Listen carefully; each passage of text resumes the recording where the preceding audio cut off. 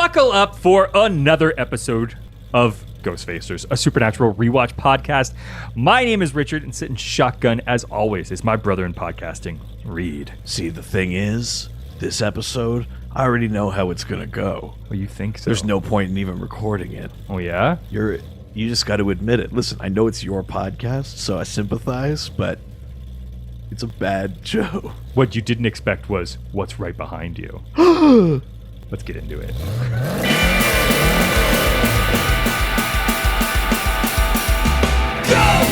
Ghostfacers! We face a ghost, when others will not, we're ghosts! Ghostfacers! Stay in the kitchen when the kitchen gets hot! Ghostfacers! We face a nightmare, we face a dread! Ghostfacers! We face a faceless, we face a dead! Welcome to Ghostfacers. Today we're discussing Season 2, Episode 10, Hunted. But we're also enjoyed. You were so proud that you got that right. I know, which is fucked up because this episode's coming out before the one that I screwed up, so it's completely out of context. It's a retroactive joke. Yeah. Like, yeah, you to call back to the thing that hasn't happened yet. You have to listen to our podcast like jazz. Just kind of like jump around. It's free form podcasting. Today we are joined by a very incredible artist who has also created the artwork for this very podcast. Welcome, Erin Gallagher.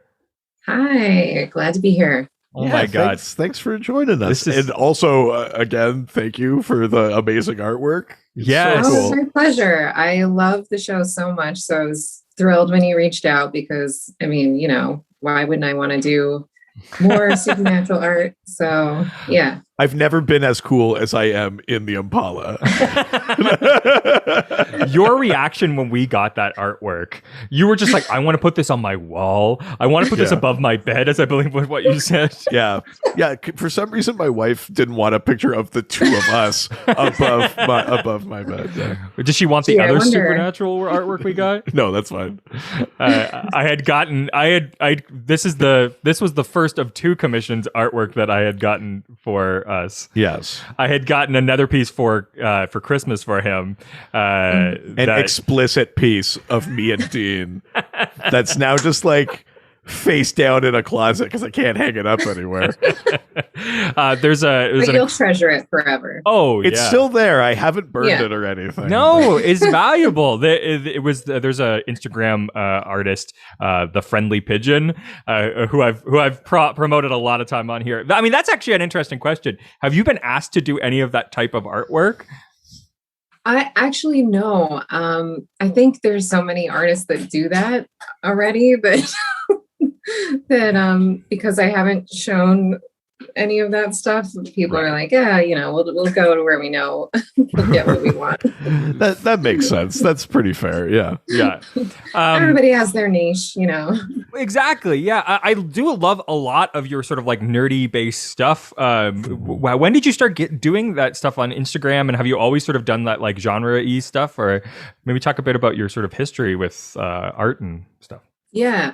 Actually, yeah, it's funny. I drew, you know, my whole life since I was able to. And I grew up with three older brothers. And so there were always like comic books around. And I was looking at them like before I could read. And, you know, so I would draw my own characters and all that kind of stuff. And then I went to art school. It was kind of like, you know, just a pre-decided thing, like, oh, she's going to go to art school. Like that. Luckily, my mom was very supportive of that. That's awesome. And and I went to the School of Visual Arts in New York City.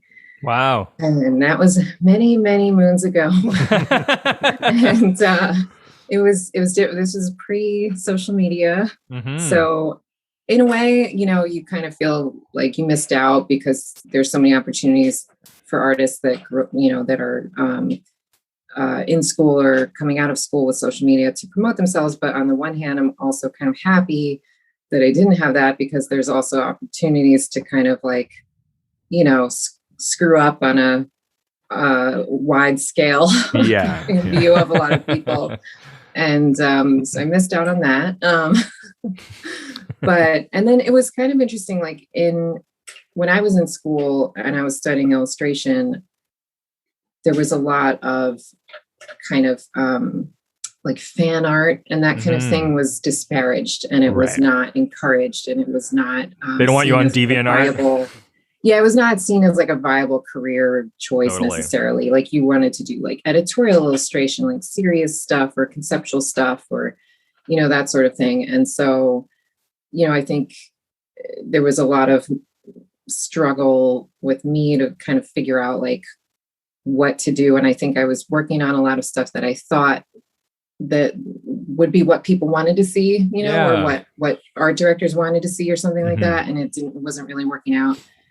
And I got a job, full-time art job. And so I was doing that for many years. And then, and then I just, kind of started doing, I think the biggest or like the most popular piece that I had done that was pop culture was a Breaking Bad illustration. Oh, that's right. Yeah, I've seen that one. Yeah. And that one kind of, I got contacted by this group called the Poster Posse, like because of that illustration. And then I joined them. And then it was like, and then from then on, it was like pop culture. Right. So is that largely what you've been doing? Like, is it to the point where you're making sort of that's a career now? Well, I've been freelance for like 10 years, but awesome. I do a wide variety of stuff. Like I still, even though I do a lot of pop culture illustration stuff, I do a lot of like other jobs that are like either food and beverage related or like graphic design stuff. So I kind of like dabble and do a lot of different things. And that's, it's been okay, but it's also been difficult because, freelance is very tricky. It's ups and downs, especially with the pandemic, because I did a lot of stuff in food and beverage or like on site, like mural work and stuff like that.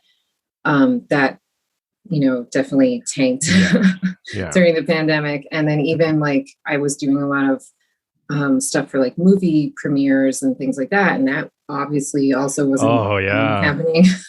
Right. So I was kind of rethinking a lot of things during the pandemic. And now I'm actually studying storyboarding.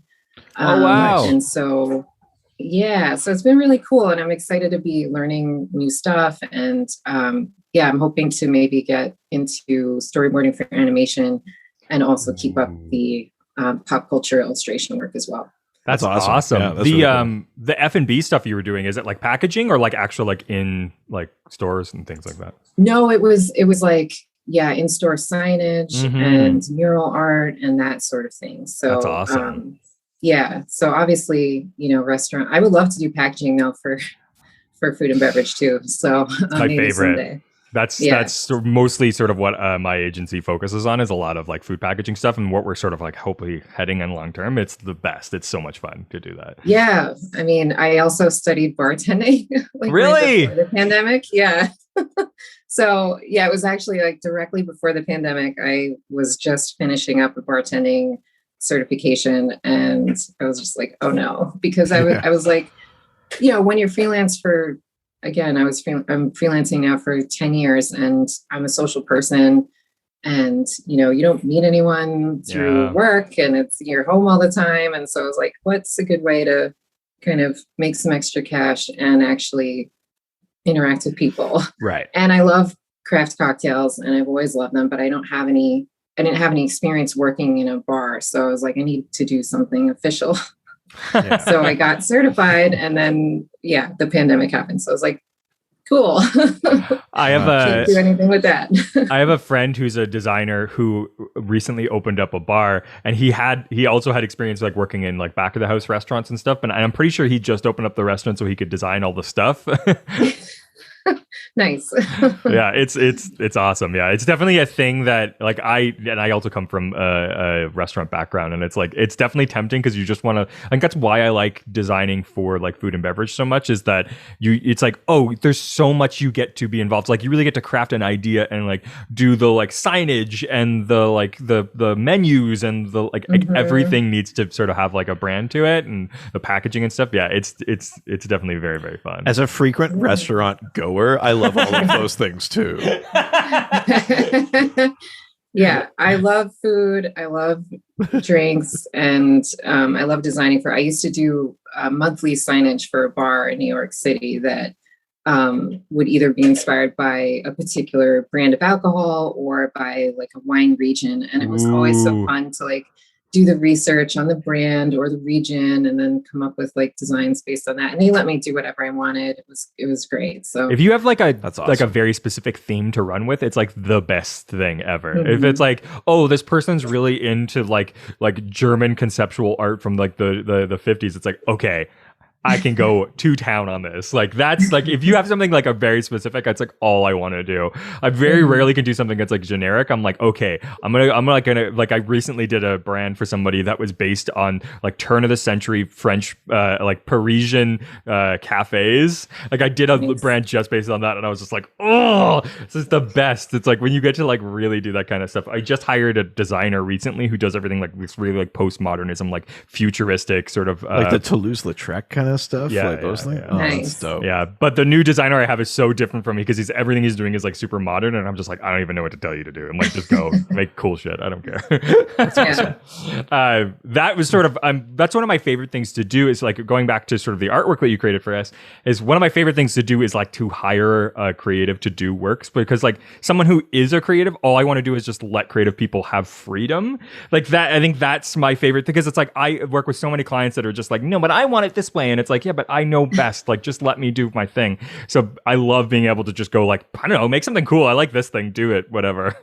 That's when, I mean, honestly, yeah, you guys were amazing clients. Like, I love clients like that, you know, I like to obviously have a framework. Like you said, it's great to have like something to a direction. Yeah. Because otherwise it's to do anything too amorphous and then you get scared. But yeah, when you have like a direction, but you're also let to do your thing and do what you're good at. And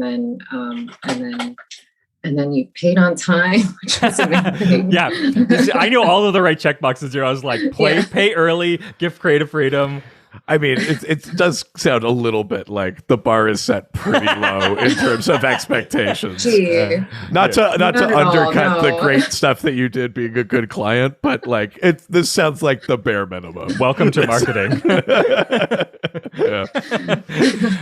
Definitely. Speaking about things that we're passionate about, I would love to know, I mean, you talked about loving Supernatural before. I'd love to know, like, when did you get into the show? Like, what has that experience been like? Were you sort of like a day oneer, or did you come in later and then did you watch till the end? Like, talk a bit about that. Yeah, I was not a day oneer at all. So it was back in New York. I've been in LA now for 6 years. My husband and I moved, we both are native New Yorkers and lived in Brooklyn. And so we were in New York. So it was at least, it was probably like 8 years ago or something. And I, had seen the show here and there or like about the show or whatever. And I was just like, like a lot of TV shows. And I was like, wow, it's like underwear models that, do what X thing, like I'm whatever. listening. So I was like, whatever, And then I guess I happened to have it on for whatever, maybe it was like before or after another show that I was planning on watching. And the first episode that I remember fully watching and being really like, wow, that was a lot more interesting than I expected it to be. And it was the one with the where the girl has the kidney from her sister. Oh yeah, the haunted kidney. Yeah, weird That's idea. a good one. Yeah. And yeah, it just was like very unexpected. And I was like, wow, this is like cooler than I thought it was going to be. And then because I do freelance artwork at home alone all the time, as I mentioned, during the day, I'll listen to music. But at night, I put on TV, and it's usually stuff I've seen before. And I just like to have it on while I'm working. And so, a lot of times I'll watch stuff that I've seen before, like said, like Star Trek or something like that. Hell yeah. Nice. But I was like, well, it's on Netflix. Let me give it a shot. And that's when I started watching it, just again, like kind of while I was working, not paying super attention. But then I was just like, oh my God, I'm hooked. And then I was telling my husband about it, and I was like, it's pretty good. We should watch it together. Blah, blah, blah. So then we started watching it together. And then eventually we caught up to like what was, being shown. And so then we were watching it every week, and we were like, this is the best. And we watched it through the end. And it was very emotional. That's awesome. Yeah, we'll get there in 7 years. Yeah, that's a long way away, podcast-wise. Yeah, you've got a long road ahead of you. We have lots of time to bury the trauma of the finale and then to dig it back up again for the podcast. Yeah. Good Lord. Have you done a lot of rewatches of the show? Yes. Yeah. So again, it's kind of become like a comfort show for me. Like I'll just throw it on. Like if I'm working and I can't watch something new, I'll throw that on. And again, there's so many episodes that you can really just sail through it. So yeah, between that and like Buffy and X-Files and Star Trek Next Generation, like those are my kind of like rotation. That's awesome. Yeah, that's amazing. Oh my God, you need to do a TNG poster. I want TNG art now. I actually did an official. Really? This is a highlight of my freelance career. Oh, that's so right. far. Part of the art thing. Yes. Yeah, the 50th anniversary of Star Trek. They did a big 50 artists global art show thing, and they chose me to do a poster, and I was amazed. And yeah, so that came out in 2016. God, that's so cool. Yeah, I need to get that. My God. Now I gotta get them to let me do something for the Picard. Did you see the trailer? Yeah. For the Yes. Teaser rather. I'm very getting excited. some major people coming in this season too. I'm Q, baby. Oh, I can't believe that. That's crazy. Yeah. And Guinan, right? Yes. Yeah. Yeah. Insane. This season's going to be even better, I think. Yeah. Sorry. Yeah, I know. Let's just talk TNG now. I understand. Let's talk about today's episode. Sure, fine. This episode aired January 11th, 2007. Okay.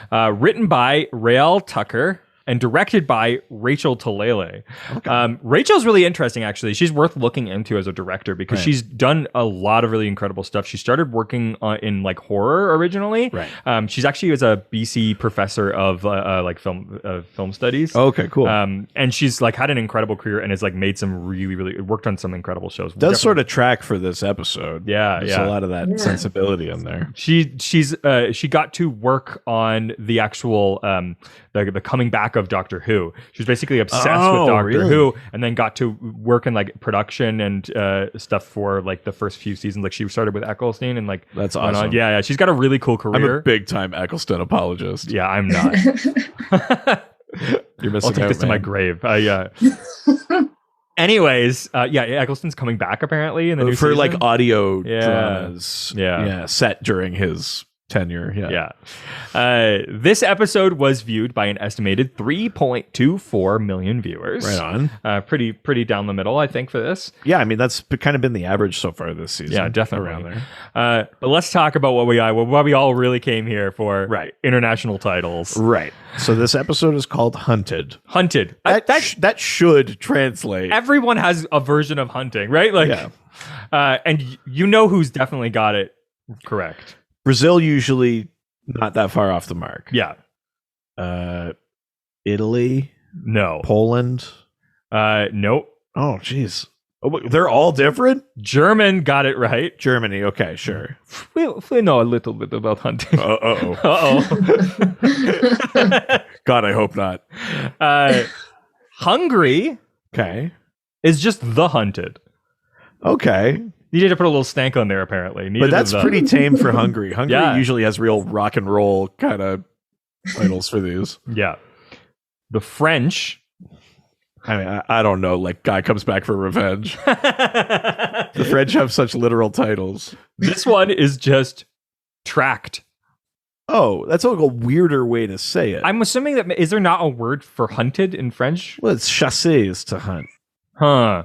Yeah, I wondered. But that's also kind of like chasser is where we get the word chase. Like I could see where you would make it tracked, but yeah, because I find that that's the thing that track just sounds like you're being followed, but it's not necessarily dangerous. Hunted is like you don't want to get caught, right? Like track, someone's just like Like, oh, I tracked you down, and be like, great. Or like, I watched where you went. Like, yeah. I didn't. Hunted is like, we know what happens at the end of that. Yeah. And the final one, Poland. I do not understand this. Okay, one. hit me. I've been racking my brain. The Polish title for this episode is Quarry. Like your quarry, like you're stalking your quarry, like prey, like I guess predator and prey. Yeah, I guess. Yeah, I was thinking about like a rock quarry. Yeah, I was like, does it take place in like a mine? Like I don't understand. That makes no. I think it's like stalking your quarry. Like, I didn't know that. I knew quarrel, but I didn't know quarry was the. Yeah. I'm dumb. That makes more sense. That should always be the direction we land on. Is no, I'm dumb. It's still a weird title, but it's more related than you thought it was. Yeah. Yeah. Featured music from this episode. Some bangers on this one. Okay. Yes. We've got White Rabbit by Jefferson Airplane. Yeah. Lonesome Stranger by Carrie Bell. Mm-hmm. Supermassive Black Hole by Muse. That one I clock. Like normally I'm watching the episode and I almost don't notice the songs. And then you say them later and I go like, oh yeah, that played. Yeah. But that one, while I was watching the episode, I was like, is that Muse? Weird, right? Yeah. Which that is funny. One was surprising. Yeah. Ironic because that ends up being the song that gets played during the baseball scene in Twilight in the movie. Oh, okay. Which is vampires. I forgot you know a lot about Twilight. Maybe I know a little bit about Twilight. Yeah. And all the other stuff that I shouldn't know about. Yeah. YA, it means Richard's okay. Uh-oh. The final song, this is just everything about this. The song's called Sludge Truck. Okay. By Bad Poodle. It's like, we taught an AI how to release an album. This AI is going to make a classic rock song. Sludge Truck by Bad Poodle. That's kind of what it sounds like. Yeah, it's very strange. Yeah, Supermassive Black Hole and White Rabbit. I definitely clocked them. Mm-hmm. Sludge Truck, I admittedly did not clock. Supermassive Black Hole sounds like my night with Jared. Oh, Jesus. Good Lord. That's vile. Yeah, it's still not as bad as what was said in our episode. It's still not as bad as the artwork you commissioned for me from that other person. Or the things that were said in our Playthings episode. Is this after that? This is before that. Oh God, just wait till we've been teasing this episop. We also retroactively teased it in an episode that's coming out like weeks from now. Yes. With RuPaul's Drag Star being as filthy as possible. So it's definitely the filthiest episode we did. Amazing. TV Guide describes this episode as Dean tells Sam what their father said before he died. Boom. Right. The right cliffhanger away. from last episode. Yeah. Sam employs Ash to track down other psychics, a search that results in Sam traveling to Indiana, where he encounters more than he bargained for. Yeah. Ooh. But before we get into this episode, why don't we open up Dad's journal and talk about some of the real world lore on today's monster? Yeah, let's see what the lore says about prophetic dreams. Ooh. We've talked about Sam's visions a lot in just episodes, but we haven't really just talked about like for this. So you're saying that all those dreams I have about Jared and Jensen, I mean, I think you want them to be prophetic. I think they are. It's going to happen. Yeah, so they're also known as precognitive dreams or visions. It's a dream in which future events are predicted in whole or in part. Usually, they're considered to be more vivid and detailed than other kinds of dreams. It's actually extremely common for people to claim that they have prophetic dreams, even about mundane things. And there's some research that suggests that up to 1/3 of people at all will report having had an instance. Well, we've got 3 people here. Erin, have you ever had a prophetic dream? Definitely not. Oh, okay. Well, we know yours haven't come true yet. Yeah, no, I actually dreamt that we would start this podcast. Oh my God. Yeah. I really dreaming low. Yeah. And I don't dream. I just sleep with my eyes open. I think we need to talk about Reed. Almost up to 1/3 of people all over will report having had an instance of a precognitive dream that came true. Mm-hmm. So scientifically speaking, the research that's been done kind of suggests that this sort of thing is like a form of like memory bias or like selective recall, where you may have had a dream generally about, like, let's say, like you may have had a dream about breaking up with someone, and then you do break up, but the research is saying like breakups don't come out of nowhere. You were going to break like up subconsciously anyways. That stuff was in there, and then later when it does happen, your brain will retroactively, because your brain is all about pattern recognition, will say this memory of a dream is kind of like that, and then it'll imprint the real event over it. It'll like retroactively change your memory of the dream so that it's like 1-to-1. So all the dreams about my wife divorcing me, it's probably based on some real reality. Just wait. Oh, okay. Yeah, it's like the same principle as deja vu, basically. But sorry, it's the same principle as what? Deja vu. Wow, I feel like you just. Oh said my that. god. So Carl Jung, the psychologist, he Jungian believed, theory is very popular. yeah, he believed that dreams were an expression of a collective unconscious. So Yes. Freud believed that your unconscious was like the product of your personal experience. It was like And that latent. experience is wanting to have sex with your parents. Well, it was like it was all about like latent desires and stuff like that. And then Jung believed it to be inherited from the past collective experience of humanity. So he was talking about things like survival instinct, or the fact that all people search for spiritual meaning in some form. Like he's saying those are collective things that all humanity shares, and he believed that dreams and the unconscious mind tapped into that. So if you go off that, it kind of supposes that there's like a layer of reality that's like beyond the material. But you right? don't believe that, right? Because no one's ever described you as a young person. That is okay. You said that. It's a very dorky joke, but it made me think of. This is a quick derail here. Okay. It made me think of one of my favorite lines from Frasier ever. Oh my God. There's an episode where Niles takes over Frasier's show, like he subs in. Is this going to be your And he porn that says, you wrote? Frasier's a Freudian and I'm a Jungian, so there'll be no blaming mother today. Jeez Louise.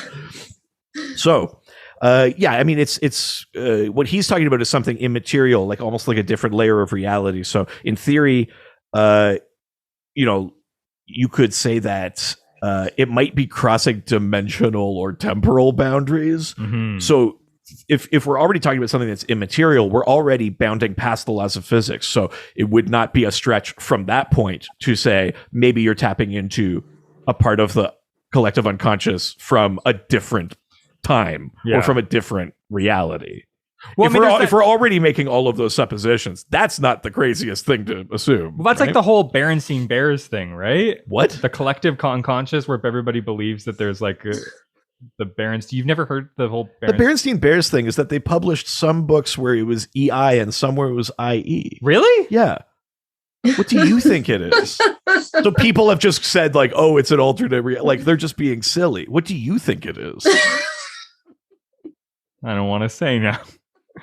So it's like that Kazam Shazam thing where everybody thinks that there's a movie with... We have to come back to this. I feel like there's something deeply traumatic in that, whatever you're invoking. Yeah, here. you're locked in a basement. Your uncle You're comes reading downstairs. Berenstein Bears in the dark. I don't understand. You know that whole thing that everybody collectively remembers? Jesus Christ. So there are many religions and spiritualities whose beliefs support the idea of like prophetic dreams as being like a form of divine intervention. You're prophetic. I am. Thank you. I knew that was going to happen. Oh, so no. like Abraham, Ezekiel, Pharaoh, Amos, Jeremiah, and a bunch of others have prophetic dreams in the Hebrew Bible. It's maybe less, it's a bit more general, but the idea of like vision quests from some like North American First Nation cultures is like, it's meant to determine like the actual thing of a vision quest, not like what white people do. It's meant to determine like a purpose or a path in life. It might not be like a specific, this will happen. Yeah. But it's that idea still. Like when I take Molly and like head out to the desert, you know? Yeah.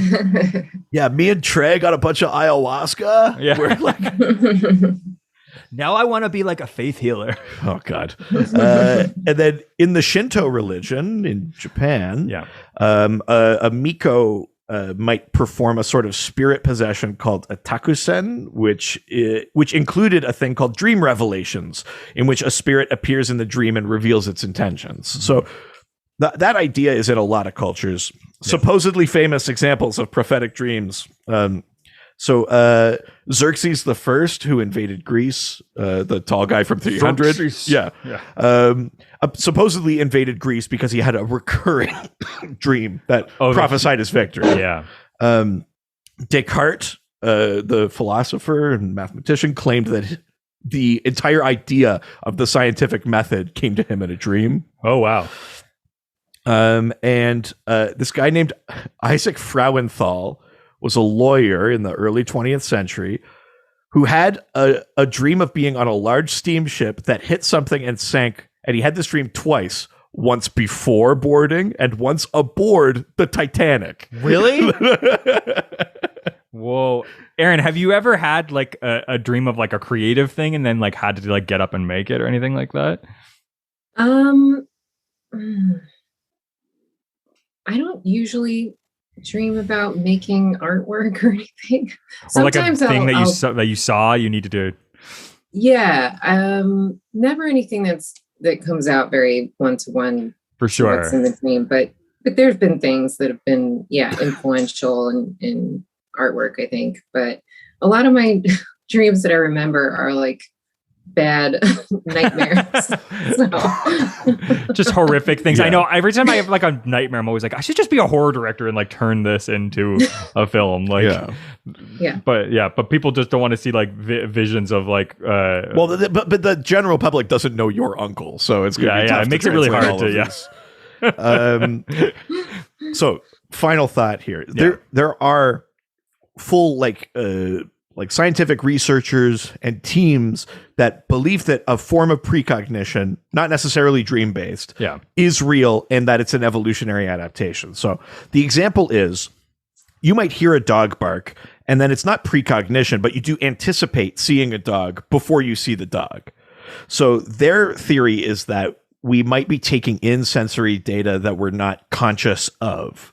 And then you ever get like the feeling, be like, I should check something, or I need to talk to this person and then they call you or something like that. So their theory is that we're taking in sensory data that we're not aware of, and then it's processing likely outcomes, and then we predict a scenario that happens. So for us, it feels like it came out of nowhere, or that it's like a glimpse of the future, but that it would actually be like a computation that we're just like not aware of. Now, as far as I know, none of this has been actually scientifically proven yet, but that's like the field of research in precognition right now. Or like when I think about like shirtless Jared and then I like see it on social media. Yeah, you're anticipating it. Yeah. Am I ever? Edging. Jesus. I'm in a mood today. I don't know what I could tell. Yeah. Why don't we get that's awesome. Why don't we get into today's episode? All right. Yeah, you did a good job. Now let's get to the real. Patronize me. You're the one with the weird Berenstein Bears, whatever thing you got going on. Berenstein Bears. Oh no. Let's get into today's episode. We start strong. We're beginning in like a therapist's office. Yeah. With this guy Scott Carey, who's sitting in Dr. George Waxler's office talking about psychic ability that started about a year ago. He's talking about like he has like electrokinetic or something like that. Yeah. He's talking about like he fried a cat or something like that. Yeah, this guy, I mean, say what you will about maybe like whether what happens to him next is good or bad, but I mean, he was gonna kill the doctor, right? Like he did offer, he was just like, oh, you don't believe me, like take my hand, like. Yeah, I mean, but he does come out and say like the yellow-eyed man is telling me to do stuff I don't want to. Like he does say he doesn't want to hurt people. And I do think they set it up to have you think that he kills the doctor. Yeah. But then, yeah. Totally. Yeah. Dr. Waxler looks down his notes in disbelief. Basically, Scott offers to shake his hand to prove him wrong, and then he asks him a doing the therapist thing that he's supposed to do. He says, "I believe you believe it," which, of course, if you actually had electrokinesis, that was not comforting. No, it's like no, like I kind of need you to also just believe it. Yeah.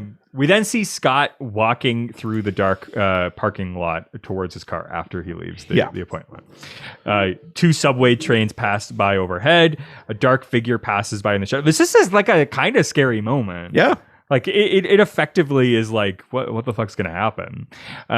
As Scott unlocks his car, he sees a figure standing behind him in the reflection of the car window. Yeah. He turns around and the figure stabs him in the chest with a knife, and blood flows out of his mouth, and his body slumps against the side of the car. I gotta say, this is a very scary moment because he doesn't just get stabbed; he gets stabbed and like sliced up a bit. Yeah, yeah, it's pretty gruesome. It's very gruesome. Yeah. Yeah, and to somebody who like otherwise seems fairly innocent. Yeah. I mean, because again, like Erin said, like we're like, but he's the one with the creepy powers and the demon talking to him. Like, yeah, it's true. So that's a cold open. We then get a direct. This is, I think, one of the very few times ever in the whole series we get a direct connection to the previous episode. We just pick up in the same scene. Yeah, the exact same scene, which is really interesting. Dean reveals to Sam the secret that John whispered into his ear before he died. Yeah, the secret ingredient in your mom's lasagna is remember to remove the bay leaf. Really important. That would be incredible. Yeah. John told Dean to protect his brother and that he had to save him, but that if he couldn't, Dean would have to kill him.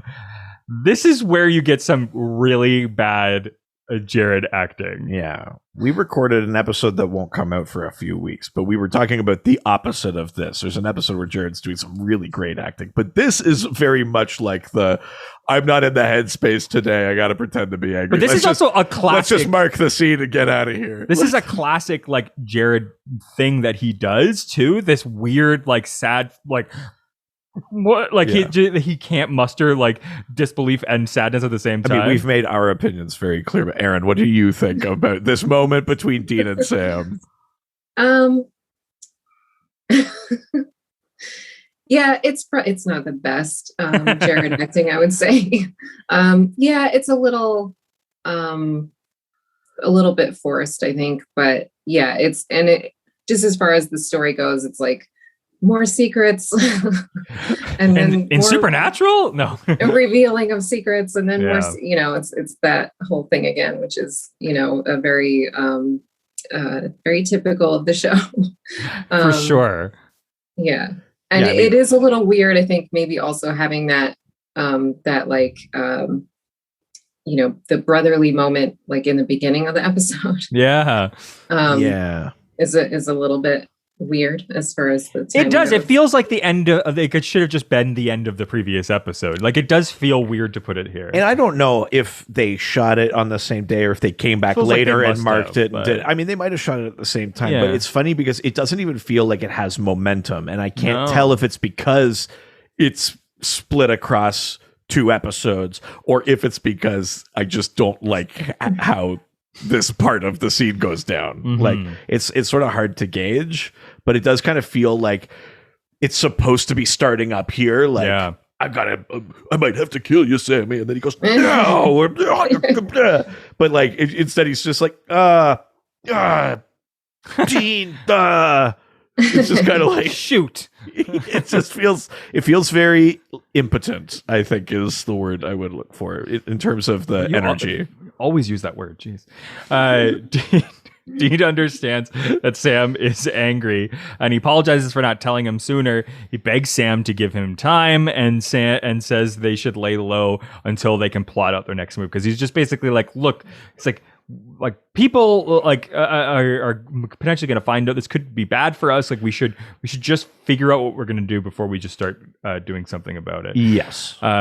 And then we immediately jump to the night at the motel, and Sam is seen walking out of the motel and steals a car parked next to the Impala.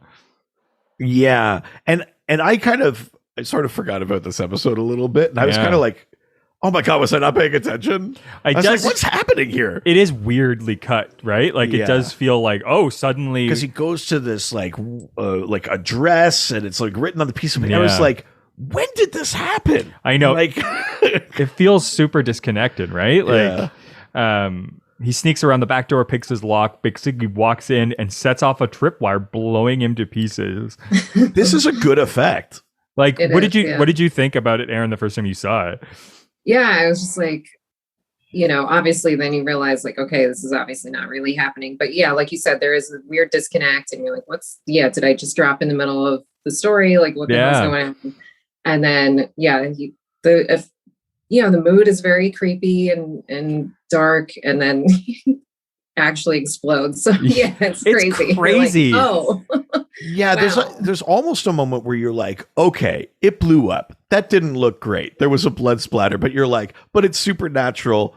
That maybe they're gonna make up something that like the door kind of blocked the blast or something, and he'll just be scarred up. And then they show you just a smoking boot, like just his boot with smoke pouring out of it, and the blood spatter on the camera. You're like, oh, all right, like you're like, oh shit, like that means death in this show. I watched that one part, like, and freeze framed it and stuff. When the actual explosion happens and you see, like, it's a really good effect and still holds up, which is impressive. It was like a Meet Joe Black moment for me. Like, I just kept rewatching because you get a few frames of like the gore. It's very quick, but like it's in there, so you don't do what I did and go like, well, he's gonna be fine. Exactly.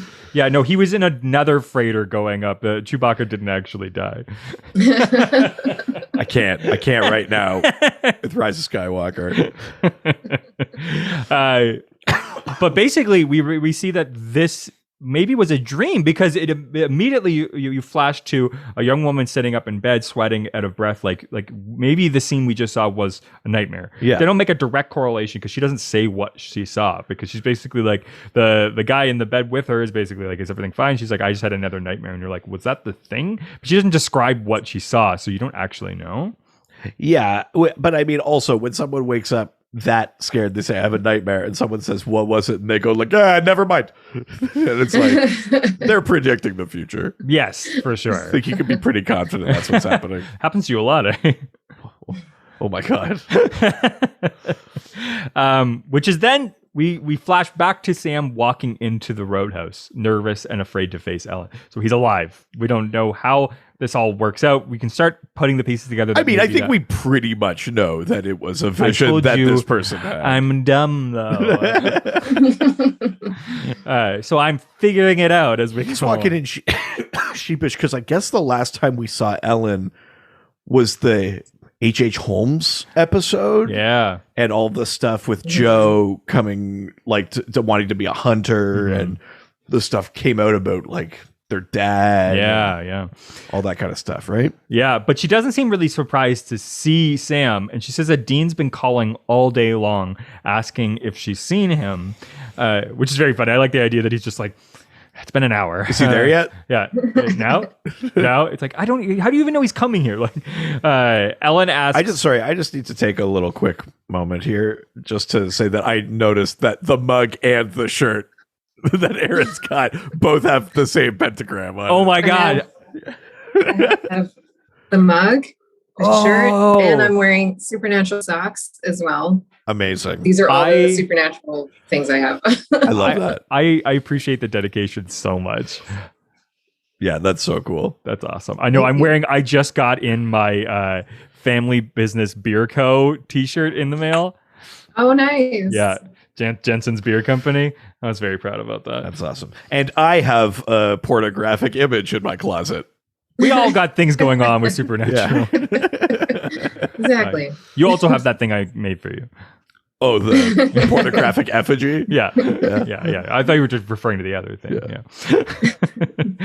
Yeah. Ellen asks what's going on between the two of them. Avoiding the question, Sam asks how Joe is doing. So you can tell that it seems like Sam did leave, and I don't know like what part of what we saw was true. Like, when he left the motel, was that actually real? No. Because like at what point did they separate? Because they don't actually show when they separate. But doesn't he walk off after their conversation, like by the river? Doesn't he? Like Dean is like, please just give me time, please, please, please. Yeah, but we don't actually see him like get into a car. And then Sam leaves in the car. Does he? That was like real time. But then the vision with him with the address was like the vision. Him leaving in the car wasn't part of the vision. Okay. Yeah. Avoiding the question, Sam asks how Joe is doing. Ellen says she doesn't really know because after the job she did with Sam and Dean, she wanted to continue to hunt. Ellen told her not under my roof, and her daughter walked out. I would love to just watch the Joe hunting on her own show. Like, yeah, I do feel like a thing that this show didn't do as much is a thing that Star Trek, a thing that we were already talking about, did a lot, which is like, this is someone else's episode. yeah. Right. They would kind of do it, but it always was like we had a big Sam and Dean story in it, no matter what. But I don't Star think Trek, those episodes would go over too well. well, no, probably not. Yeah, but I mean, there is like a part of me that's like, once in a while, like, there's very rare instances in Supernatural where they're like, this episode is barely about them. I really like the episode. It would be cool to see an Ellen and Joe one. Yeah, I like the episode where Will Wheaton's with Jensen in the car the entire episode, and they're heading to go get a medical thing done. I would love if at the end of the series, like Picard just walked in and said Arch, and all of Supernatural was just like a holodeck program the whole time. Hell yeah. And he turns to Riker and he goes, and that's why I love this show. and then that's the end of it. Oh, I figured it was that Wesley was God at the end and had created this.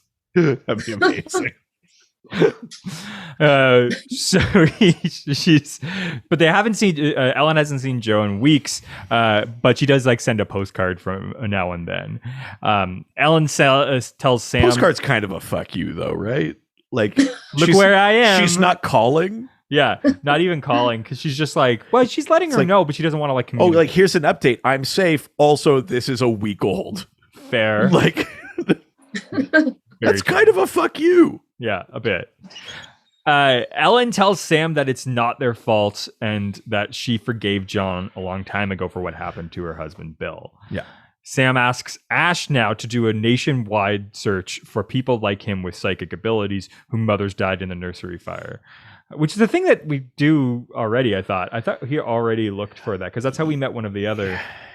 But I think it's more specific because now they're only looking at Sam's birthday or something, right?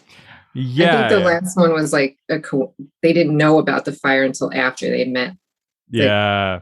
Like that. Then they realized the connection. It's definitely come up in some way, yeah. But this one feels like more tailored. Mm-hmm. Yeah. Because I think the previous one, it was just like somebody who's born on this day or something like that. Like, yeah, they were very, yeah. Because it's down to like it's only 1983. Like, they're being very specific. Because his database picks up Sam, Max Miller, who we've met, Andy Gallagher, who we've met, and now Scott Carey, who we've met. Yes. When Sam inquires about an address for Scott, Ash responds with a cemetery in Lafayette, Indiana, which is also like not how that works. He also gives him a plot number. Yeah. Again, I don't know if that works like that. Yeah. I don't know that I've ever seen plots numbered in a cemetery. No, they're very hard. All numbered. Are they? Yeah. But are they numbered like publicly or just so they know where to dig? Like you can get a map and it'll tell you the God, numbers. I've been doing cemeteries the hard way. I never remember where family members are. I just drive around the cemetery forever. Like, I think that tree was here last 10 That's all I years ago can do. I'm just trying to landmark. Yeah. I can't. Damn it. Now I'm the idiot. Yeah. We're dumb. I will say that I love any episode that features Ash. Yeah. Oh, love Ash. That actor is so good. I love Ash. Yeah. I love his makeshift computer. I love that he like comes out with the data and he's like, here's the data you asked for because that's what I do apparently. It's just like he's a bit of a sassy Ash this episode. I love him. We get so some much. sash in this episode. He's really good. I do really like that. I also love, and then he like cracks like a beer against his head and walks out. Like it's such a interesting combination to have those two archetypes put together. Ash is one of the best characters I think they've ever had on the show. Yeah. Yeah. Easily. This is what I want I would want out of like a Harvell's spinoff. Ooh. I want to see Ellen and Joe with the family thing and like your daddy died hunting. He's like, I want to be a hunter. Oh, and then yeah. over here in the corner, Ash is like running a side business and being like this amazing tech genius, like tech genius / MacGyver. Yeah. Oh Yeah. my God. Just to see like a MacGruber type thing with just Ash. I think that's what I want, maybe. Oh my God. I mean, that's the thing about this show, right? Reason why there kept being all these attempts for spin-off shows is that they're so good at writing characters with very little screen time. You're able to like understand a character's thing, get like humor, drama, like a history, and like very little screen time. It's a Testament to the strong casting on the show. and Yes. world creation and casting. Yeah. Like it's incredible. Like every time you get introduced with a character, like, oh, that could be its own show. Yeah, it's so true. As Sam's heading out, Ellen says that she's got to call Dean and let him know where Sam is. And Sam pleads with her not to breathe a word to Dean, telling her that he means well, but that he's trying to find answers about who he is, and Dean can't protect him from this. Yeah. We now arrive at this guy, Scott, who we just talked about, his father's house. This is always a weird play for either of the guys, which is they've done it a few times, but they show up and they go, I'm a friend of your deceased child. You've never seen me before. By the way, can I look in their room? It's always so weird. They've never figured out how to do it with more finesse. Like, It's just like, oh, I was a really good friend. Can I look at their stuff one last time? I would really love to just like snoop around their room. The best way for me to remember them is by looking at all their stuff.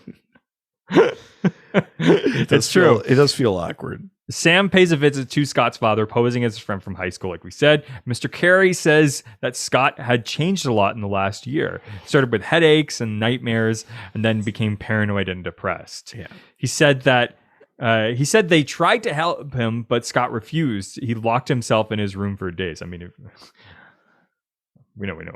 I don't know if that was anything to do with this. Yeah, I mean, that's just being teen. Well, I guess he's not a teenager. No. He's meant to be the same age as Sam. He's 23 or something and like locking that. his 24 at this point. Yeah. While searching Scott's room, Sam finds 3 bottles of medication on his dresser and snags one of them. Because it has the doctor's name. It says the psychiatrist's name. That's right. On it.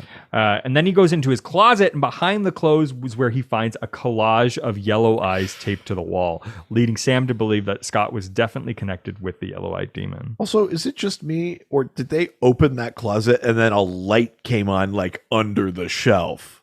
Oh, Is there like a light on in that closet? Oh, yeah, that's weird. Yeah. I didn't even think about that. The closet was sort of built to have a insane shrine in it. Yeah, while they were building that house, he was just like, can you just put a light there? It's I like, might need it later. Oh, yeah, I'm going to have a full break later on. I'm going to need this. Yeah. This is my shrine closet. It'd be great if I had some just like external lights going on here. It'd be nice. So now we go back to the motel room, and Sam walks in and he notices someone sneaking up behind him. Yeah. Turns around and grabs the person, pushing them against the wall, and demands to know who they are. It's a girl who had the nightmare we saw before, and she responds, "Please, you're in danger." Yeah. Yeah, I like this bit and then their talk, because she's going through like, you're going to think I'm crazy. I swear to God, you're in danger. I had this dream. I know you think I'm nuts. Yeah. And Sam is like, Sam says something like, "Oh, you're one of us," or whatever. Then she goes, "Okay, you're nuts." Yeah. It's such a fun little turn. It's good. Like, she's not comforted by the fact that Sam is not like weirded freaked out. Yeah. I love this actress. I think she does such a good job on this show. She's such a good player. She comes back later on in the series, and I really like her. Yeah, I just think she's got a lot of personality. I really like her. She's done some like smaller sort of TV stuff, but I think she's really great. I think she's awesome. She's very like, she's got a ton of personality. Yeah, like I agree.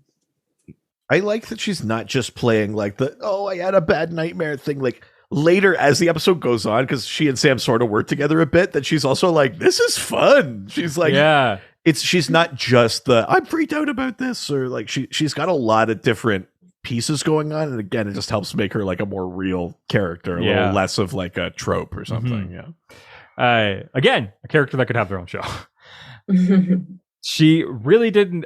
So she says she's not on drugs, and then she's been having these nightmares that started about a year ago. She didn't think much about him. Then about a month ago, she had a nightmare where she saw a guy get stabbed in a parking lot. A few days later, then saw an article about Scott Carey's death, which she now shows to Sam. Yeah.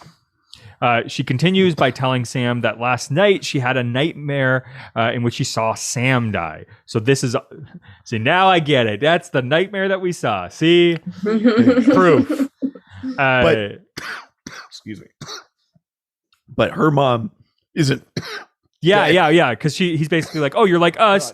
You're like, did your mom die like in a fire? And she's like, my mom lives in like Florida or something. Yeah. She's very much like, she's totally fine.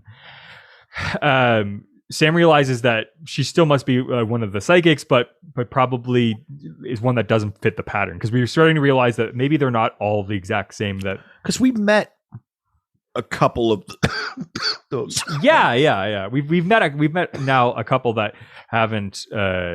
Because I think that was part of the thing where we thought somebody was somebody else, and we realized that his mom. Because that was, I think, why Ash sort of abandoned the search for a bit, right? Was because they were like, well, if the fire isn't like a consistent thing, then like, how are we ever going to narrow this thing down? Exactly. Right? I think that's why he stopped searching for a bit. Yeah. So now we go to the Roadhouse. Every time you do it, I'm getting too excited talking about the show. I had to take my puffer. Just every time. That's what Supernatural does to me. Okay, getting too worked up. Darren and Jensen really leave you breathless. So we go to the Roadhouse again. Ellen calls Dean against Sam's wishes and tells that Sam is in Lafayette, Indiana. So we know that now Dean knows he's going to come get her. Yeah. And then we go back to the motel, and Ava begins to beg Sam just to leave town, because she's just basically like, "Look, I can't have a death on my conscience. Like, I've seen this happen. You're going to die. Like, I drove all the way out here from Peoria, Illinois, to save your ass. But since Sam's refusing to leave, she's going to go with him." Yeah. So then she decides she's going to help him. Like, they're going to go to the doctor's office. Yeah. She's going to like be part of the like information gathering. She's very fun when they do that, like pretending to be there for psych help, but she's also not good at the cover. She's just like, I forget what it is that she says. Oh, it's a really good thing. So she's basically having this conversation, and then she sees Sam like out on the ledge. Oh, right. And so she has to like come up with something quick, because she makes a huge reaction, but she doesn't want the doctor to turn around. Yeah. So was that a cat? Yes. That's amazing. I was like, what's going on? Sorry. I love that. But basically, so she goes, one time she's just trying to come up with something that she can talk about that's like traumatic. So she says, I just remember when I was a kid, I put pop rocks in Coke. Right. Was that a suicide attempt? Yeah. Which I love. Yeah. While she's doing that, Jared is outside and sneaking in, stealing confidential files and stuff like that. But yeah, I love how kind of bad at it she is. It's very cute. It's super funny. I like that a lot. Yeah. We then go back at the motel, and Ava's breathing heavily. Sam and Ava listen to the recording of Scott's visit with Waxler. Yeah, and Sam's getting very emotional about it, because he's talking about the yellow-eyed guy. Yeah, and all this kind of stuff. And Sam's like, oh man, yeah, this is a real thing here. While they're talking inside, Dean pulls up outside and he sees Sam and he's like, great, Sammy's safe. Yeah. And then Sam moves and he sees Ava and he's like, oh, you sly dog, Sammy. Dirtbag Dean. I know. There's a classic Dean where he's like, oh, that's why you didn't call. Yeah. I love it that he's like, never mind. But at that exact same moment, then there's a shot fired through the window into the motel room. Yeah. Sam and Ava duck behind a table, but the shots are still being fired by Gordon Walker. He's back. Gordon. Erin, what do you think about Gordon in general? I think he's a great character. Again, like very, believable, very, well acted by Sterling K. Brown. Yeah. Sterling is incredible. Acting up. That's so funny. That's like, give me attention. But yeah, he's a great character. He's he's scary. But he's also like he's got such conviction. He really believes in what he's doing. So obviously that makes him even more scary, but also like again believable, because you see how Sam and Dean, especially Dean, sometimes are about other bad guys and putting them down and whatnot. And that's what Gordon thinks Sam is. So exactly. Yeah, I mean, like all of the best villains, right? Like Gordon. He doesn't seem. We haven't gotten to it yet, but as Gordon is explaining what he's up to, he's like, I sympathize, but like Sammy is on my hit list. Here is why this has to happen. Yeah, it's that kind of thing where you're like. So do you remember when you saw this? Because I remember when the first time you were walking through the series, watching through it all, I remember you being like, oh, this guy, like the first time Gordon shows up, you were like, oh, this guy, like I wish we could get more of this guy. Yeah, and then when he comes back, then I was like, oh, fuck. Because I remember you texting me about it, and I was like, I think you'll be very happy with the way the series goes. I definitely had lots of feelings about Gordon. He's a terrific Sterling K. Brown is just such an incredible actor. Because he's not even, I mean, he is bad. We've seen the dark side in him the last episode that we saw him, but he's also just like doing the job. Like it's not, just like last episode illustrated, he's not that far off a Dean. Yeah. The only thing different in this particular circumstance is that Gordon has tried to kill Dean's brother. Well, if it was anyone other than Dean's brother, Dean would be like, he's got a point. Well, and you think about like, what is Dean without Sam? Like pretty close to Gordon. Mm-hmm. Yeah, I mean, certainly, especially like kind of at this stage. Yeah, exactly. But we find that Gordon is now on the top of this roof, basically with a sniper rifle. Dean spots him and basically heads up there. They get into basically Dean a fight. Beats the shit out of him. And this is again a thing I love about Gordon is he is kind of fighting back, but he's like, Dean, wait, like he's trying to talk to Dean because, again, in Gordon's mind, he's like, Dean's not my problem. Yeah. But also, he thinks he's doing the right thing. Like, he's just like, oh, like, Dean, don't you just understand your brother needs to be murdered? Like, it's pretty simple. Like, we hunt monsters, your brother's a monster. I'll murder his brother, and he'll be cool. Yeah. Like, he just doesn't realize that I'm doing the right thing. Yeah. It's clearly proving that Gordon is crazy, but also that, like, he's doing it based on, like, a series of, like ethics that and rules that he has. Yeah. Whether that's wrong or right, I mean, he does have but he does ultimately get the upper hand. Yeah, he knocks out, Dean out. Yeah, with the back of his sniper rifle. Yeah. That was honestly kind of like a Sam knockout to me. He got knocked out very quickly, and I was like, oh, that's it's usually Sam. It's true. That's true. Dean Sam can take has a little so much head trauma. Yeah, Dean can take a little bit more punishment usually. Yeah. Yeah, he can. Anyways, so Sam and Ava now walk up to the now empty roof of the building where Gordon was firing the shots. Sam finds two .233 caliber rounds, which leads him to believe that Gordon put a suppressor on the rifle. Yeah, and Ava says something like, "Who are you? Yeah, like how do you know all of this?" And he just says he's not crazy. He just watched a lot of T.J. Hooker. Were there a lot of like suppressed sniper rifles in T.J. Hooker? Right? I also love this is the thing I like about the writing is that even though he's too young for T.J. Hooker, you could tell that he just grew up in motels watching reruns or stuff like that. Like I love that. Have you ever seen T.J. Hooker? Of course I have. It's Shatner. I know. It's just such a weird thing. Like it's not a thing I see on reruns very often. No, I don't think it is. Which is weird, right? Like you don't really. There's not like a streaming platform that I know of where you can find T.J. Hooker. There's a podcast all about it. It's called Hooked on T.J. Hooker. Really? Yeah. Ridiculous. Sam calls Dean, who is tied up with Gordon holding a gun at him. Dean tells Sam to meet him at 5637 Monroe Street. Sam knows Dean's in trouble because he uses the term Funky Town, which is their code word of letting each other know over the phone when there is a gun pointed at them. Yeah, like Dean is just saying what Gordon wants him to say, but he slips in like, Lafayette is a funky town. And then Sam's like, there we go. I like that detail because we also got the thing a few episodes ago when they were in police custody where they were like making like Great Escape references and like we got like some of like the if we get separated, go to the phone book, go to the first book. Like we learn like their strategies. I like that stuff. Yeah.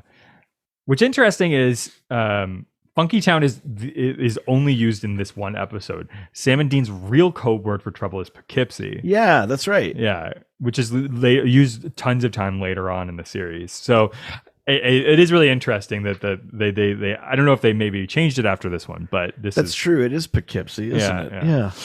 Yeah. Sam convinces Ava to go back home because he wants her out of harm's way. Yeah. We now go to an abandoned building where Gordon and Dean are. Gordon tells Dean that as much as he wants to get revenge on the two of them, he's a hunter, not a killer. But that Sam, as a psychic, is totally fair game. Yeah, because Dean's taunting him about like the last time when they beat his ass and left him for like days tied up. Yeah, it's very fun. I love it. I just love that he's just like, no. Your brother's a freak though, so like I get to kill him. Like, but this is where we get the full thing. Like, why is Gordon after Sam? And it's because he's doing like an exorcism, and the demon told him about that there's a coming war, that Sam Winchester is one of the soldiers that's going to fight it, that he's a psychic, all this kind of stuff. And this is the scene that I was talking about where Gordon is like, Dean, listen, but like, you know the rules, like we got to do it, right? It's crazy because he's like psychic is enough for Gordon to kill somebody, which is just like, I mean, that's a loose term. Yeah. like someone's just like, oh, I had this dream last night and this is like, or like deja vu, and he's like, well, that's enough. Like, yeah, Gordon just sees someone about to step into traffic and then they put their foot down. He just runs over, snaps their neck, and like he's going like, can never be too safe. You're welcome, society. It's absolutely crazy. So, but yeah, basically he talks about that he had been exercising this teenage girl, which is awful. And basically, they find out all this information. Oh yeah, and he said he was like torturing the demon, and Dean says, what about the person who was possessing? And Gordon goes, didn't make it. Like, yeah, that's the evil side of Gordon. Yeah, he just says like it doesn't, like everything is at the cost of getting his mission done, which is crazy. Like, there's a fair amount of stuff that happens in this scene. It's a lot of just the two of them. Erin, like what did you think of this scene? Because it does kind of feel like the action of the episode kind of just stops. Because the bulk of the episode is really just them talking. Dean is sitting down. He's not even walking around doing blocking or anything like that. Yeah, what did you think of this scene? I think, again, I think Sterling K. Brown is so good that he really holds it together. He holds your attention.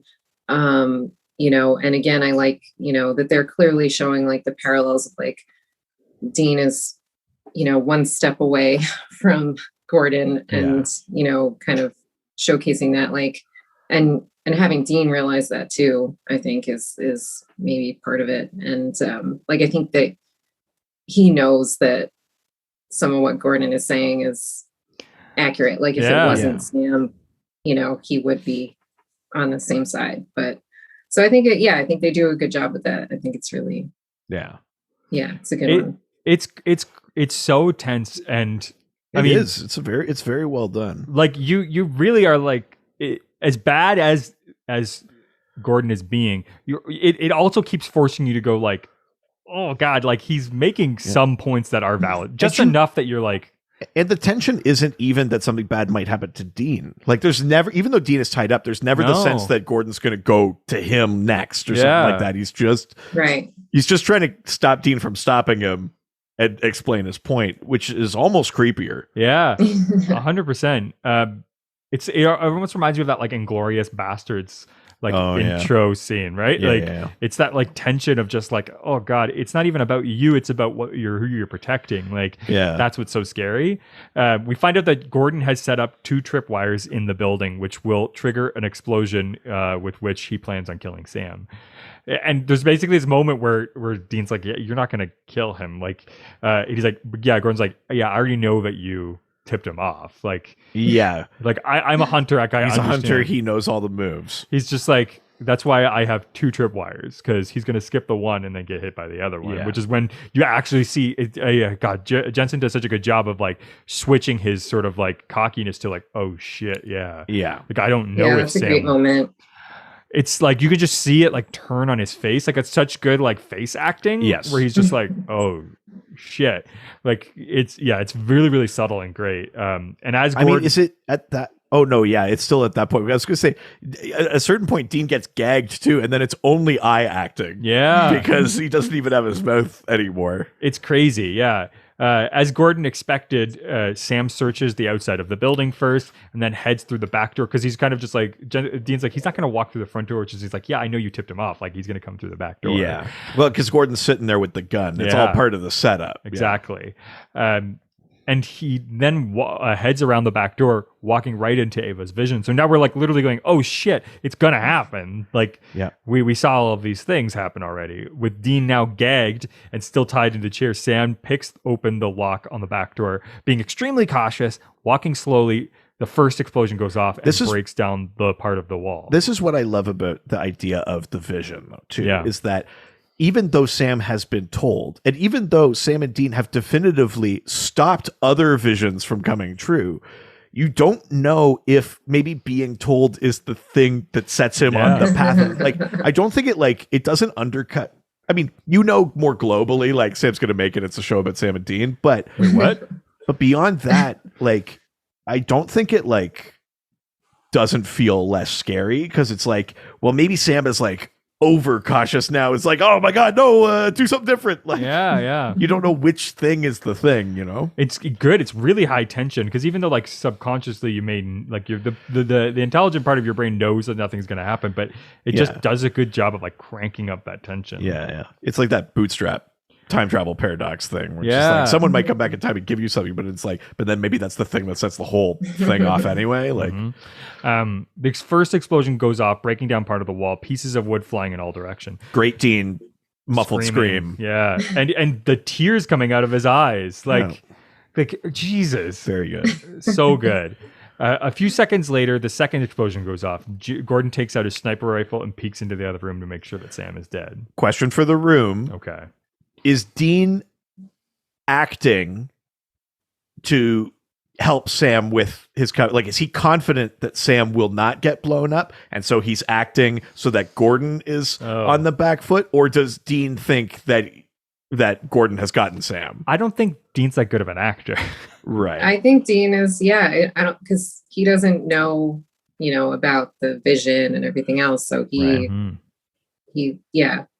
think he thinks this could be it. Yeah, he thinks it's legit. Totally, yeah. And then we see Sam's shoe on the ground like before. Which is, I mean, it's a little funny. Yes. Doesn't it also happen in like Mission Impossible 3 or something when they finally kill Philip Seymour Hoffman? Doesn't just like a shoe land in the frame or something like that? That's also very funny to me. That is pretty funny. Little does he know Sam is actually right behind him with a gun of his own, demanding Gordon drop his weapon. Yeah. Gordon slowly lays the sniper to the ground, but unexpectedly turns around, throws a punch at Sam. I mean, amateur move though for Sam. You don't hold a gun right up against someone. Yeah. I'm glad that Erin was going there too. I was like, come on. The same thing. I was like, come on, Sam. Rookie move, man. What I love is that like Gordon is such like at their level. Yeah. Because typically you're just like, oh, these guys will be fine. Like if it's like cops, you're just like, they'll find a way. They'll break out. Like it's fine. But Gordon is like at the same level. Like he's a really good sort of counterpart to them. Yes, totally. However, Sam manages to get Gordon back on the ground, holding the sniper rifle to his head. Gordon yells out, like, do it! Like, be the killer that, show your brother that the killer you really are, Sammy. It's a funny line for Gordon to say, because even if Sammy spares him, he'll still be like, yeah, he spared me this time. Like, it won't ever change Gordon's mind. No. So it almost doesn't matter what Sam does to him there. Whether you're not really proving him right or wrong, he's never going to change his mind. You do get that sweet moment where Sam goes like, don't call me Sammy. Yes, I like that. It's a good moment. And then once again hits somebody in the head with the rifle. Yes. He Sams him hard. Sam quickly unties Dean, who's immediately ready to waste Gordon. But Sam stops him, saying Gordon's been taken care of. Which we're just like, what does that mean? Like, yeah, and I don't Oh, right. Yes. Yeah, I remember now. Sam and Dean are walking back to the Impala when suddenly Gordon walks out of the building with 2 guns in hand, firing shots, and like basically just like shooting guns everywhere. Can I just say that I thought of the Simpsons moment where he's like, "Hey, Chief, can I hold my gun like this?" Yeah, that is a really good one. Sam and Dean run as fast as they can, ducking at every shot fired. I like that Dean is like, "How is this taken care of?" And Sam's like, "Trust me." Yeah. They hide behind a patch of tall grass, and as Gordon approaches the intersection, one thing here: when Dean and Sam are running from Gordon as he's shooting them, and they jump into a ditch and duck down, Jensen falls into it. Okay, that was just something that accidentally happened, but the editors liked it and kept it. That's awesome.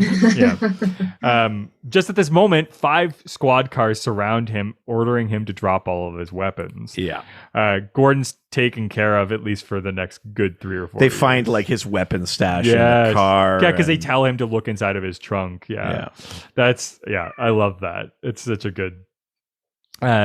Dean then gives Ellen a call, completely pissed off that she told Gordon about Sam's visions, which is fair. Yeah.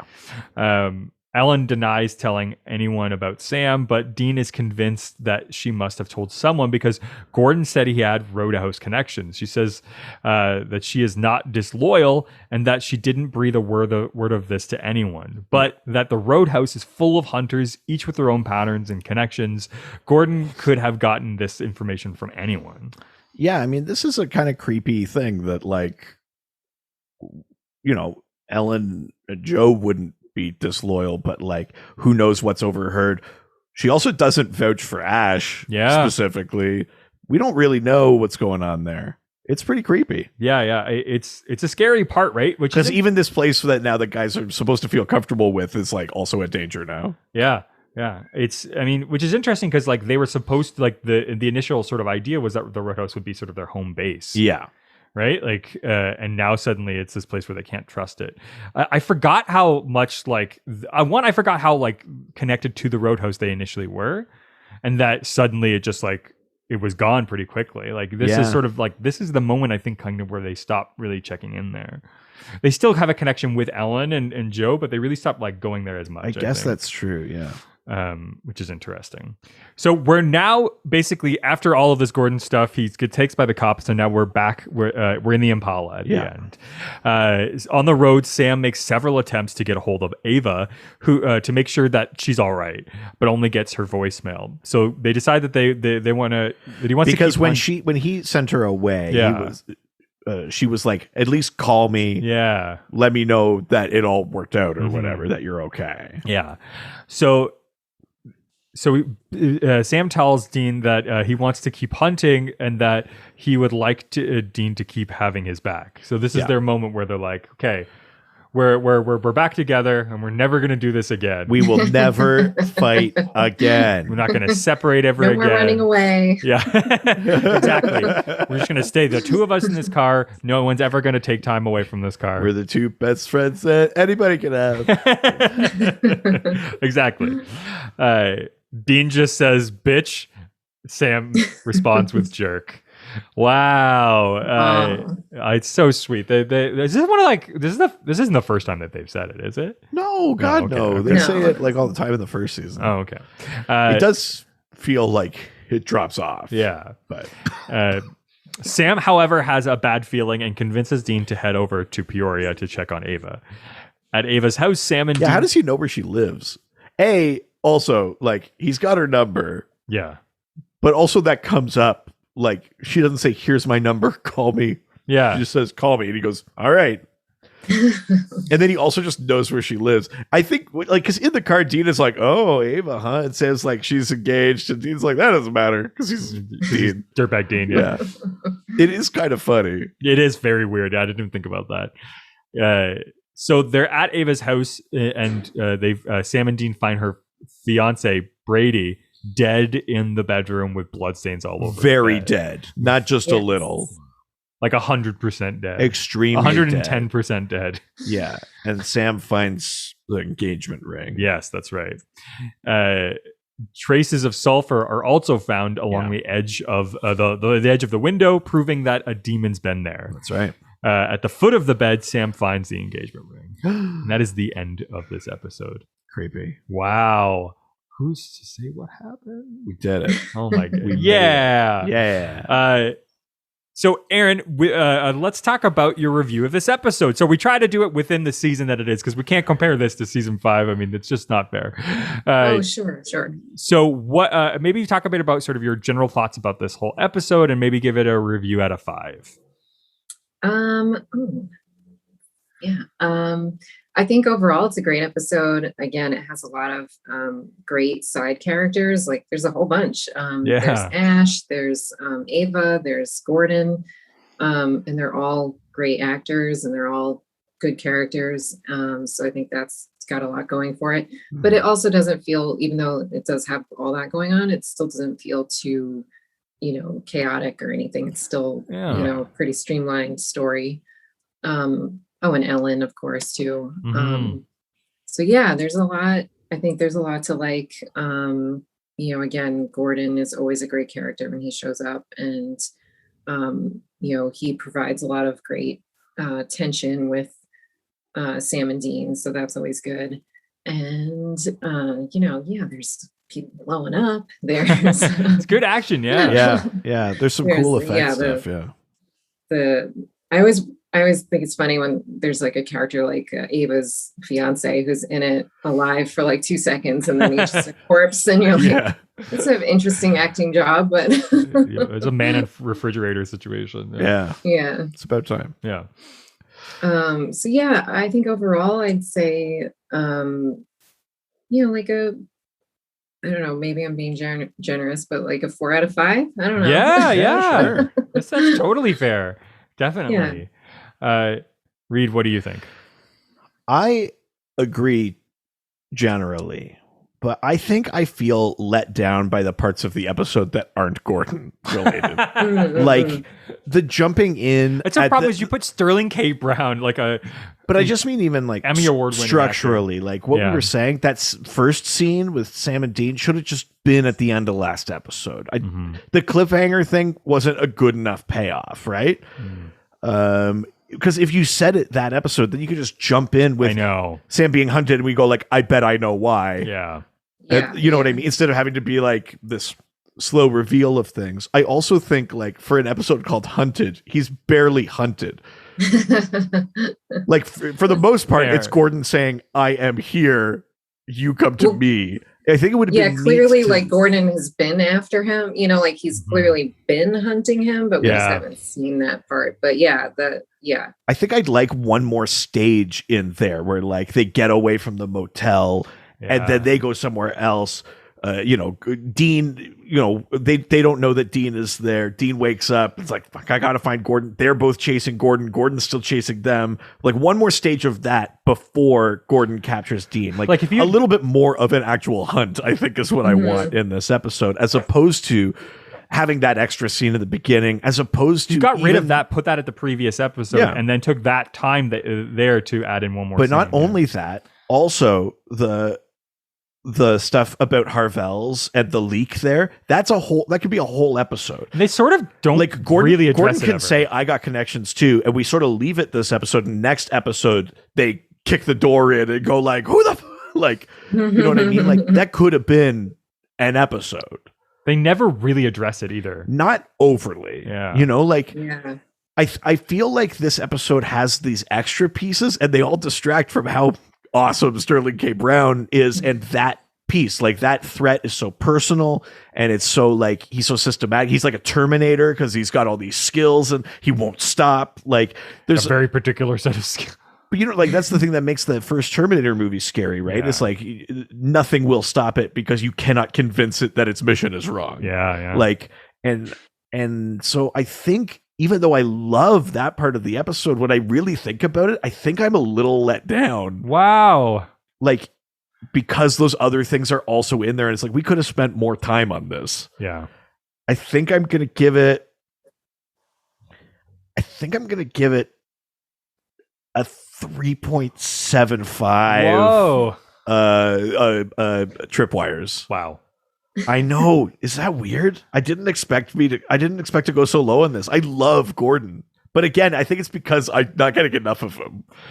I think that Sterling K. Brown's shoulders must have been so tired after this episode. Carrying the episode? Yeah. From carrying it the whole time. For sure. I think that this episode always really stuck with me whenever I watched it because how scary he is as a character, right? Having somebody that also is like from a previous episode that like there's this like, oh, this is an issue that like just because they walk away from a town doesn't mean that things don't follow them. Yeah, we got that a little bit with like the police catching up with them earlier in the season and stuff too. Yeah, it's the thing this show is really great at is like all of these little tiny continuity sort of lines that they draw, they don't go away. Like they're so good at sort of like going, don't worry, we didn't forget about that thing. Or like, I know you have this question. We're about to answer it. Because I remember when you first watched it, you were texting me all the time and being like, well, yeah, but like, what about this thing? Like, wouldn't this affect him? And I go, don't worry, they'll get there. Yeah, it was true. Yeah. They always get there. It's kind of crazy. And so for me, every time that something like this comes up, I was like, oh yeah, now we're going to get to draw that line. And they sort of still leave him in a cliffhanger at the end of the episode. Yeah. Like you're like, he got away from a situation once. Like who's to say that? I mean, this is a tougher one because the cops are involved, but like and cops, Sam and Dean have gotten out and gotten away. And this guy's like clearly like a problem and has just as much knowledge as they do. Yeah, / like maybe a better hunter than they are. Yeah. Yeah. In some ways, I mean, the best thing that they have is like their relationship to each other. Like, there's also 2 of them. Yeah. But also it's the biggest hindrance for them is the fact that they have the relationship with each other and he's got nothing. Right. So he can just do whatever he wants. Yeah. So yeah, you can tell they knew what they had when they found him, right? So they definitely knew how to use him really well. I also really like Ava. I think she's really fun in this. Like it's cool to have somebody come along for the ride but also sort of not be like helpless.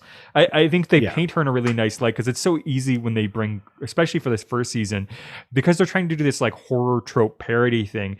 They often like mismanage women in this show, right? Yeah, sure. Which they get better. And the longer the show goes on, especially when Sarah Gamble takes over, you really start getting women in more positions of power. But they definitely begin sort of like with the helpless sort of damsel in distress thing. Yeah, and they sort of mismanage Jo a bit, don't really give her the light that she deserves. But they do give a bit of agency to this person who I mean is not prepared at all, but like they give her a bit of courage and like she's like, not helpless. She's just out of her depth. Yeah, which I like that because she's got a lot of confidence and agency. So I definitely enjoy that part about it. I think that it definitely is. There's huge peaks and valleys because of, unfortunately, the juxtaposition between Sterling K. Brown and anything else in this show makes it challenging, right? Because you're just constantly going, well, none of this is as good as that. And it can't be. That's just Sterling K. Brown is unfortunately an incredible actor. So I still think that it's super strong. The tension is super high. I'm dumb, so I was easily tricked by this episode. Right. So I am going to give this a 4.25 fake exploding Sammys. Nice. Yeah. Awesome. Very good episode. Yeah. Erin, thank you so much for coming on the show. Yeah. Thanks for joining us. Thanks for having me. This was a lot of fun. You've got some incredible artwork and things that people can find online. Can you just talk to people about what you have online, where people can go to get more of your stuff and follow you? My website is erinillustrates.com. My social media handles are also Erin Illustrates. Lucky, you got lucky. Nice. I know. I fought for it. Oh, good. I had to get that website name from somebody. I bet. Anyway, Twitter and Instagram. My website is sadly not current. I'm working on updating it. I waited too long, and now there's like too much. So I'm updating it, and but I post a lot on Instagram. Great follow. What's that? A great follow. Oh, thank you. I have a really, really cool project coming out that I can't say anything about. But it's happening in May.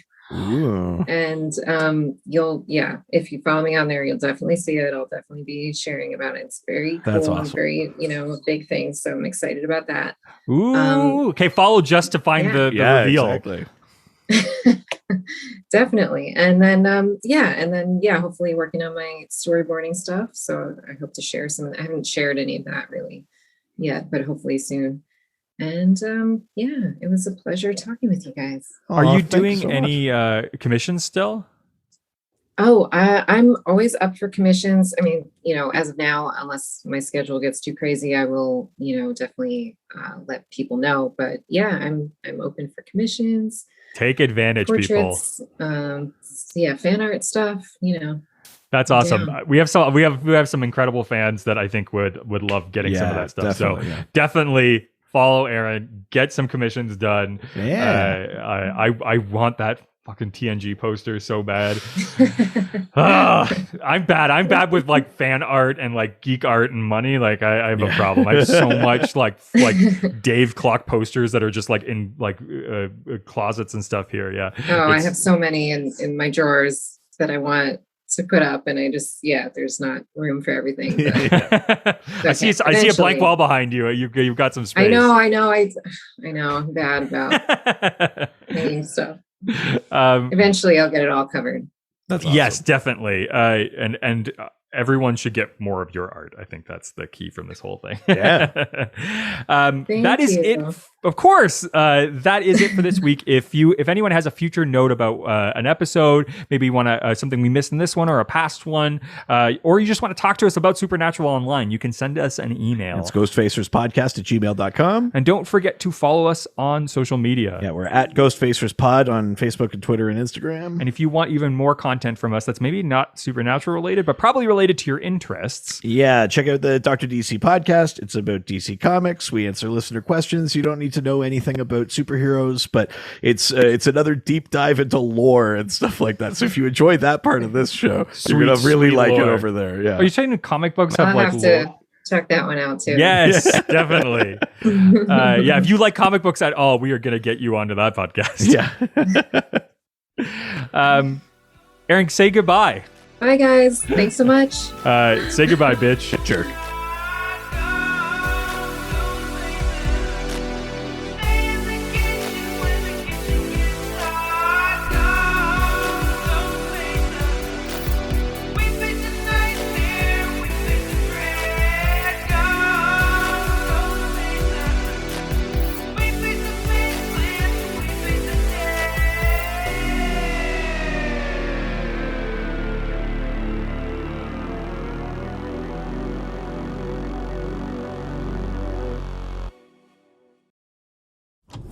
This was a Brain Freeze podcast.